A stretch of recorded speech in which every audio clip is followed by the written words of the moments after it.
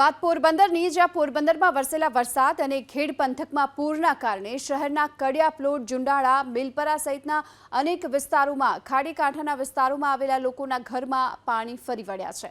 હજુ પણ પોરબંદરના ખડપેટ વિસ્તારમાં ગોઠણડૂબ પાણી ભરાયેલા છે। પાણી ભરાવાને કારણે લોકોને હાલાકીનો વારો આવ્યો છે। આ તરફ સ્થાનિકોનો આરોપ છે, ભારે વરસાદને કારણે ભરાયેલા પાણી તો ટૂંક સમયમાં ઓસરી જાય છે। પુલ બનતો તેનો કાટમાળ દૂર ન કરાતા વધુ માત્રામાં વરસાદી પાણીનો ભરાવો થયો છે। અહીંના સ્થાનિકોએ વહેલામાં વહેલી તકે આ પાણી નિકાલની માંગ કરી છે। અત્યારે અમારે ખાડીમાં બહુ જ પરિસ્થિતિ ખરાબ છે। એના માટે કેમ કે નાલા જે છે પુલની નીચે એ સાફ કરવા માટે માગે છે।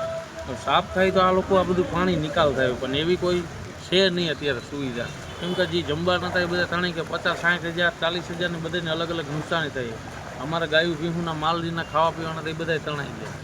અમારે આ નાલા સાફ કરાવો તો આ પાણીની સમસ્યા, જે પાણી રોકાતું જાય એ પાણી તાત્કાલિક નીકળી જાય। પાણી આ નાલાની જે પહેલાં આ પુલ બનાવ્યો તેથી હેઠે રોડ બનાવ્યો તો એ નાલા સાફ નથી કર્યા, એમને રોડ રાખી દીધો, થોડો બે જીસીબી મારી વૈયા ગયા। હવે અટાણે બધા જોવો ઢગલા પડ્યા, તમે આડે દી આવો તો ઢગલા હજી એમ જ પડ્યા। એ ભરતી આખી કાઢી નાખો, નાલા ચોખ્ખા કરાવી નાખો તો પાણીનો નિકાલ થાય ને।